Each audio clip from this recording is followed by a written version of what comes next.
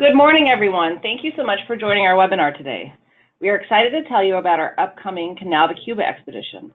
But before we begin, I just wanted to go through a few housekeeping notes with everybody on the line. So everyone is muted.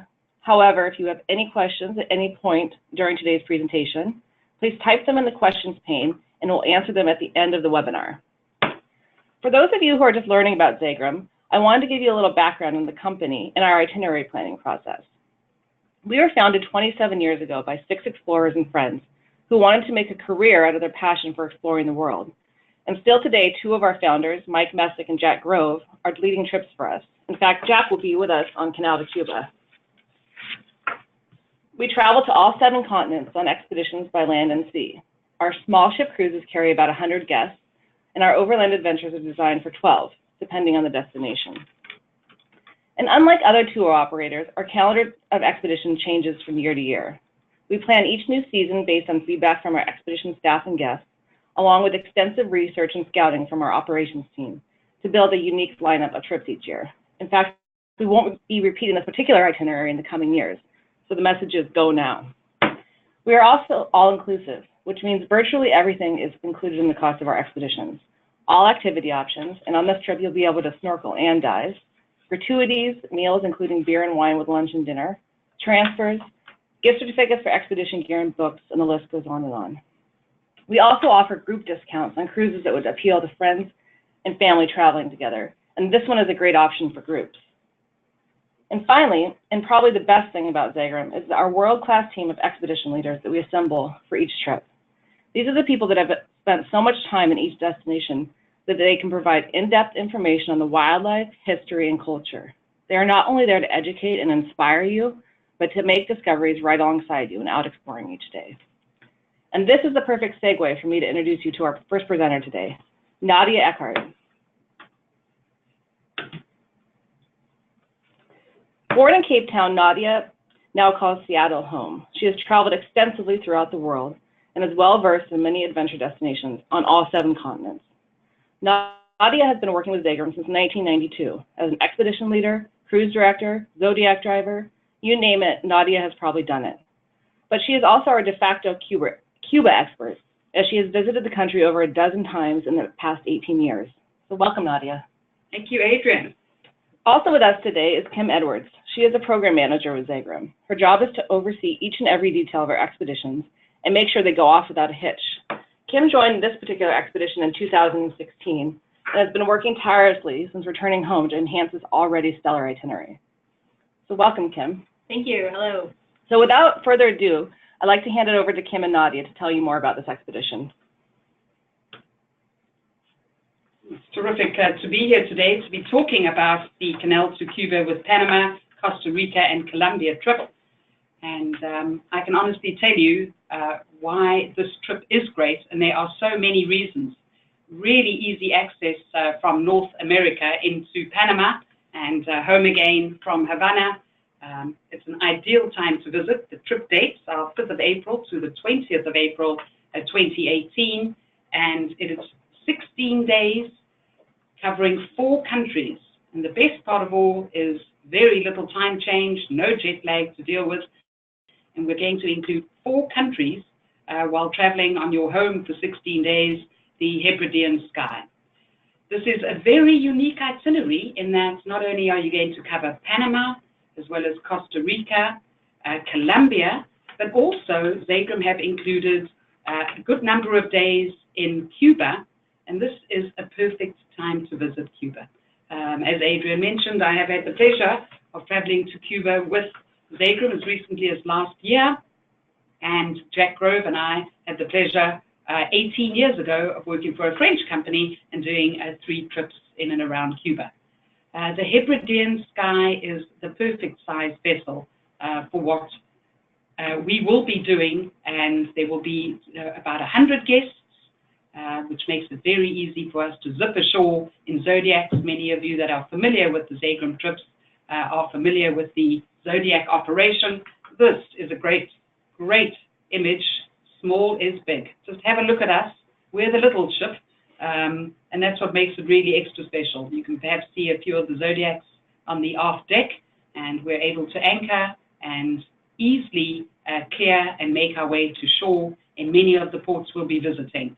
The large vessels are large and obviously have less time ashore. We have flexibility. We are able to, if we see whales or dolphins, the captain and the crew would happily slow the vessel down, call everybody out on deck, and just spend some time enjoying the natural environment.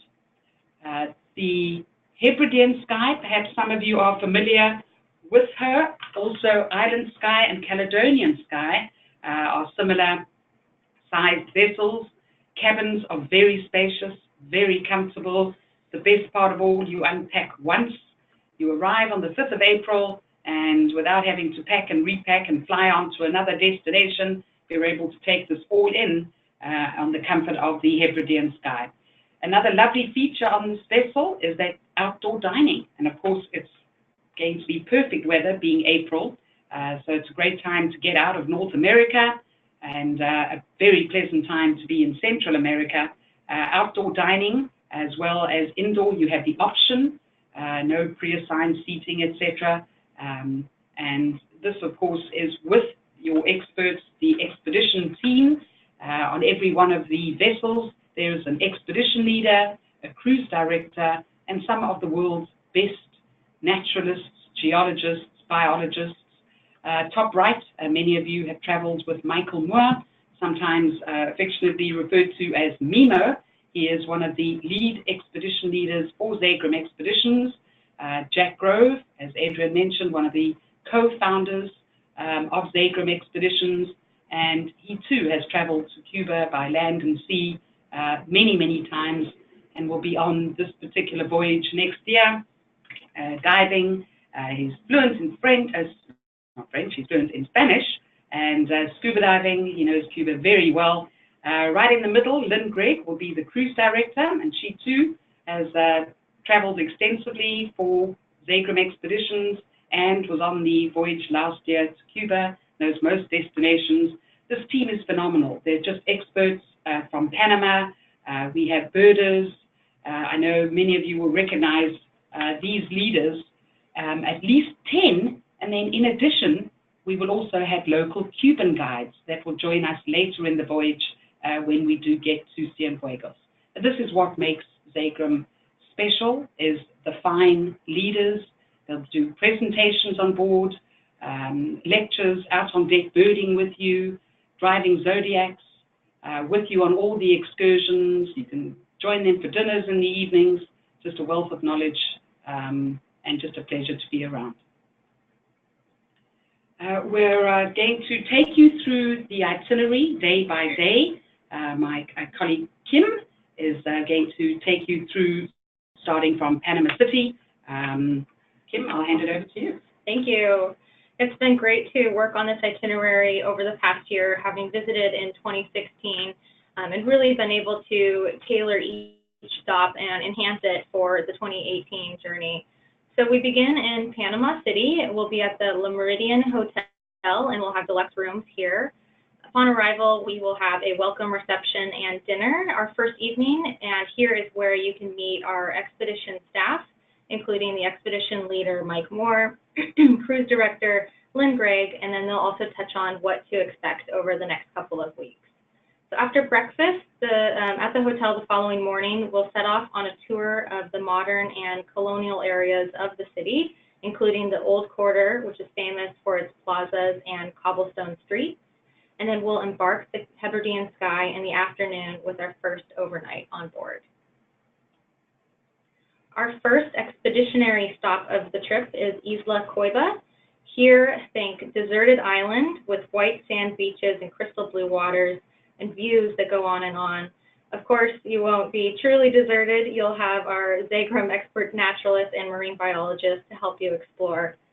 You'll enjoy snorkeling in one of the largest marine parks in the world, or opt to hike around the small island with chances to see capuchin and howler monkeys and a variety of birds. And of course, you can always enjoy time at leisure on the secluded beach. In the afternoon, the ship will reposition and go to another beach where we'll have a barbecue dinner ashore. Here you can enjoy explorations to go see additional wildlife, or you can relax and have a cocktail with your feet in the sand. The next day, you will enjoy time at sea with lectures from our staff before we arrive to the Darien province the following day. So we'll disembark by Zodiac here in the Darien province and meet the indigenous Empera community. As you walk ashore, you'll see children and women from the village coming down from the hills to meet you and walk you up to their village. Each Empera has distinctive and unique tattoos, and no Empera has the same name.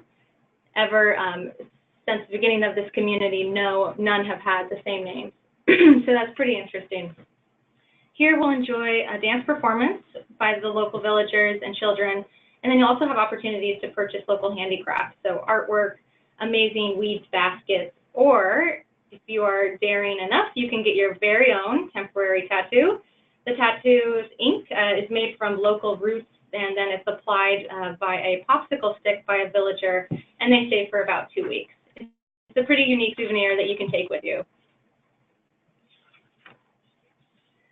From here, we reposition just offshore the Panama Canal because at first light we'll begin our daylight transit from the Pacific Ocean to the Atlantic Ocean via the Panama Canal.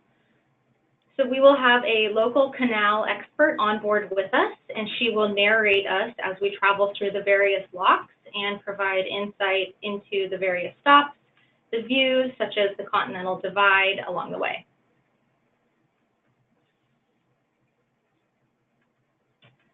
From here, we will reach the San Blas archipelago. You'll notice hundreds of small sand-like islands that are maybe just 6 or 7 feet above the water, some with palm trees on them. It's truly a photographer's dream. Our first stop here will go ashore by Zodiac to the island of Acatupu to meet the Kuna Indians. This is the second cultural experience that we'll have on the trip. Here we have the morning to go ashore and interact with them. We get to visit their little school, meet some of the children there, and then you can also, in addition to walking around the village, you can purchase molas, which are made by local artisans, and they are a series of fabric panels sewn together with colorful stitching and design. So each one is unique, none are the same, and they make a great souvenir and also help support a local community. In the afternoon, we will go to Hollandis Cay, which is some of the clearest water in the world and offers some of the best snorkeling and beach walks of the itinerary. Of course, no beach vacation is complete without some relaxation time, so this afternoon is up to you to use it as you see fit, snorkeling, walking, beach walks, collecting shells, or simply just relaxing on the sand and swimming.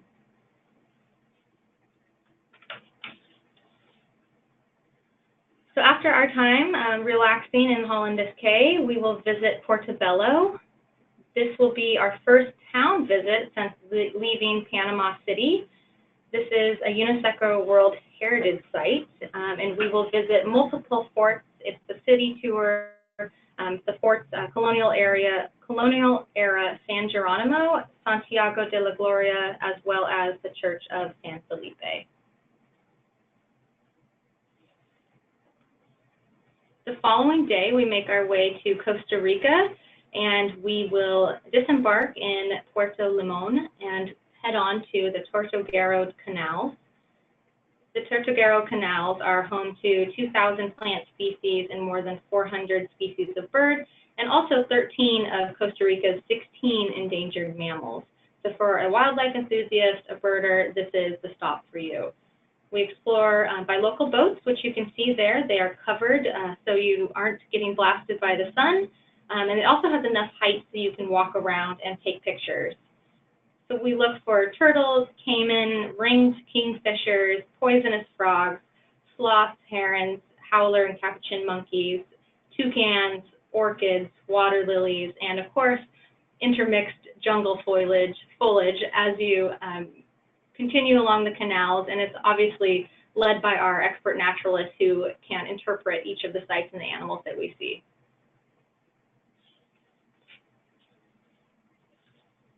And absolute highlight of the trip is our visit to Isla de Providencia, which is technically part of Colombia. However, it's over 400 miles away from the mainland.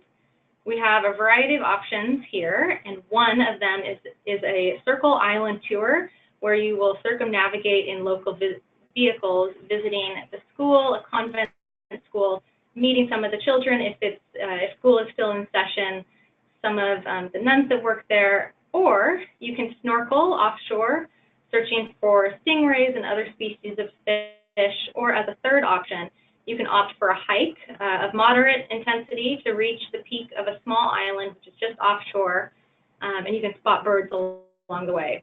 So from personal experience, the view at the top of this hike, it can't be beat, and Isla de Providencia is a true gem of this region.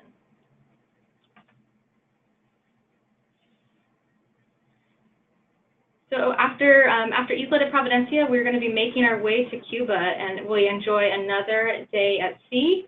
We can review photos, watch wildlife that may be following the ship, and get prepared for the few days that come. And then we arrive in Cuba. It's an island, and most of you know it's really 90 miles from Florida. A population of about 11.5 million folks. Will be arriving and coming alongside on the Hebridean Sky in Cienfuegos, which is the southern part of the country. This particular city is probably the best architecture from the colonial period. We'll be disembarking, boarding buses, and this is where we'll pick up our local Cuban guides, who will then stay with us on board the Hebridean Sky until we arrive in Havana. But in Cienfuegos, we'll be doing a walking tour of the old town. This is the Jose Marti Square, the theater, some incredible architecture. You can see the classic vehicles, which we'll also have an opportunity to ride in at some point.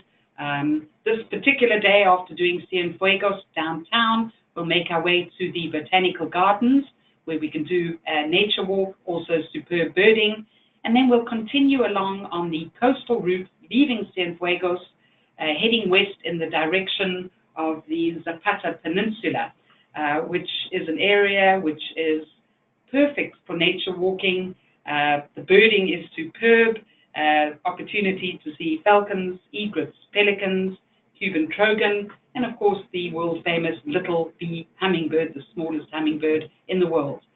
Also in this area, you'll be able to do a little snorkeling for those that wish to snorkel in a cenote, which is a 70-meter deep freshwater snorkel site.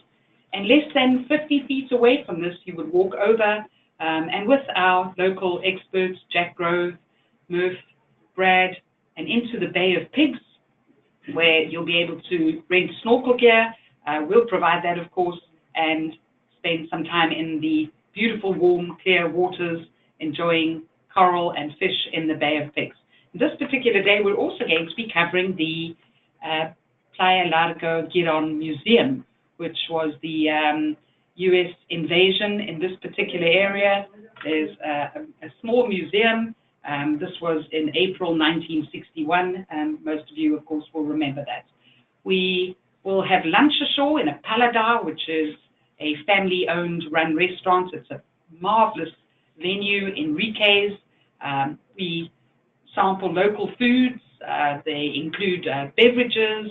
There's always a little music around. Cuba is well known for its music, and perhaps a little dancing too, before we head back to the Hebridean Sky and then make our way on to our next port, which is the Isle of Youth, which is Isla de Juventud. This is the second largest island in Cuba. Population is probably about 87,000. Very few people are able to make it to get and visit Isle of Youth. It's just not that easy to access, which is why it is extra special that we'll be able to anchor off the Isle of Youth and spend a full day there. We arrive early morning and we'll have until the sun goes down and an opportunity to snorkel. There are some great snorkel sites.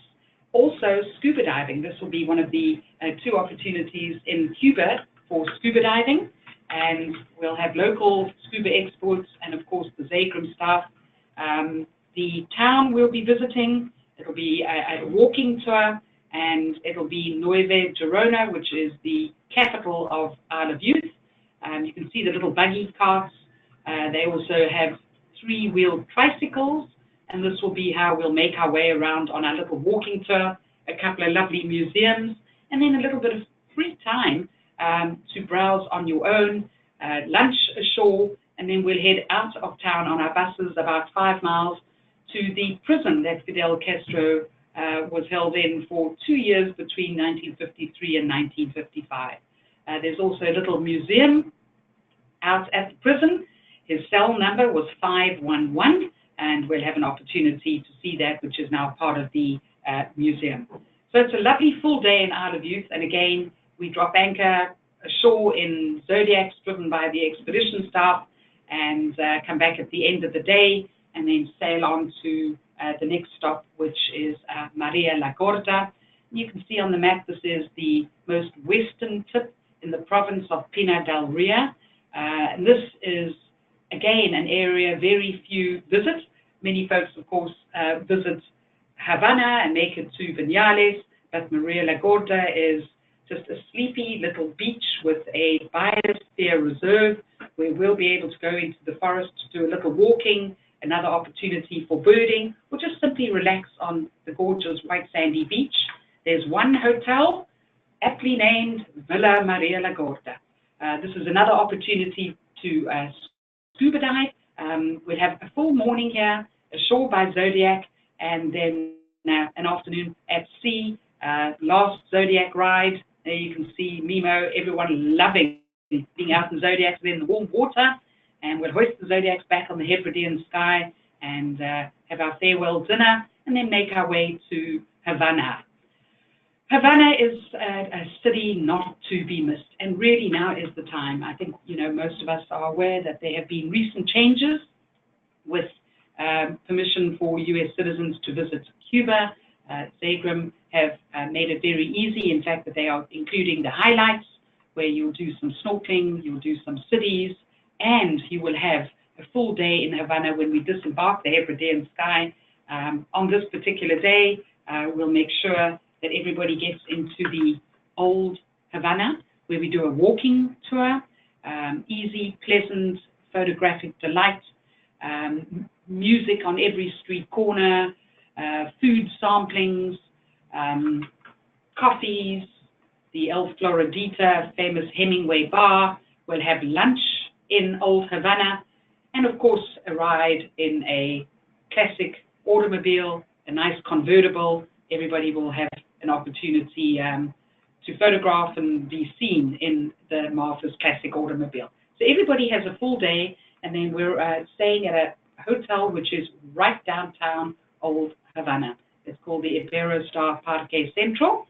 We'll have dinner with our expedition staff, and then overnight the following day, flights out of Havana back home to the U.S., a quick 45-minute flight to Miami, but we're also offering an opportunity to extend your stay. There is so much to see and do in Havana, outside of Havana and within Havana itself. We are extending the stay by at least 24 hours, so you can make your way out to the Hemingway Museum, which is where Hemingway spent much of his time in a big villa about 20 miles outside of Havana. You'll be able to see Pilar, his boat, the little fishing village that he spent a lot of time in called Kojima. We'll also have lunch out in that particular area, and we'll visit the fort as well when you come back into Havana, some more time in the town, and another overnight at the Iberostar Hotel. For anybody who might wish to spend more time and extend your stay beyond that, Kim, the program manager, of course, managing this trip, would be more than happy to discuss details with you. There are some options to maybe go out to Viñales or Trinidad, but that will be on a case-by-case basis. And this, again, is an opportunity while you're in Cuba to extend your stay. We do know that there are many questions about tourist cards and visas, and as we mentioned, this is a very easy online form that you need to complete, and then your visa is actually mailed to you before you travel into Cuba. It's the same price. It's a $50 plus a $35 handling fee, and very easy to do online. Once you've booked your trip with Zegrahm, you will be mailed pre-departure documents, and in that will be included the online link for the tourist card to enter Cuba. Well, we hope you'll join us. I'm excited about heading back to Cuba. It is a magical destination, and this trip is one of my top 3. Again, on the Hebridean Sky, not any other company offers Costa Rica, Panama, Colombia, and magical Cuba. We hope you'll join us. Wow, thank you guys very much. That was so informative, especially for someone who's worked here for a very long time. To hear it from both of your perspectives was amazing. I mean, I think that's the unique thing about this trip is you get the best of Central America, and now we've added Cuba onto it as well. So we just have a couple questions. If anybody has any questions at this time, feel free to type them into the questions pane and we'll answer them. So I think Nadia addresses a little bit about visas, but just to confirm, one of the questions is how long ahead of time can you get the needed visa for Cuba? You can actually obtain that now. Just as soon as you book, you are able to apply right away for the visa. It won't necessarily be mailed immediately. It does take a couple of weeks for them to process it. But any time from now, you will be able to apply for the visa. And of course, it's for U.S. citizens residing in the U.S. And that's the OFAC rules and regulations, which allow U.S. citizens to travel to Cuba. This is important that you are a resident and a citizen within the U.S. And then the visa will actually be FedExed to you before you depart. And just to add on to that, there are no other visa requirements for this itinerary. So other than Cuba, that's the only one you need to obtain. Perfect, thank you. Another question too, just about how the air works. I know that there's been a lot of changes with airlines traveling to and from Cuba, so just wanted to address that. Sure. There are still, options on U.S. carriers. American Airlines would be the preferred carrier. There are a number of flights to a few cities. The main gateway would be to Miami. There are also flights to Atlanta. As you know, and perhaps for those of you that are new to Zegrahm, we do have an in-house air department and experts who can help you with your routing, but definitely you can fly on a U.S. carrier on a scheduled flight, and the Zegrahm Air team can assist you with that. Okay, perfect. That looks like all the questions we've had at this time. However, if you have any additional questions, you can feel free to contact our office directly, and we can answer any questions that you might have. So thank you both so much for this webinar. It was really informative. Very excited about this trip, and we'll be posting this on our YouTube channel. So if you want to listen to it again or send it to a friend, it'll be up there tomorrow. So thank you, everyone. Thank you. Oh, thanks so much. Thank you. See you in Cuba.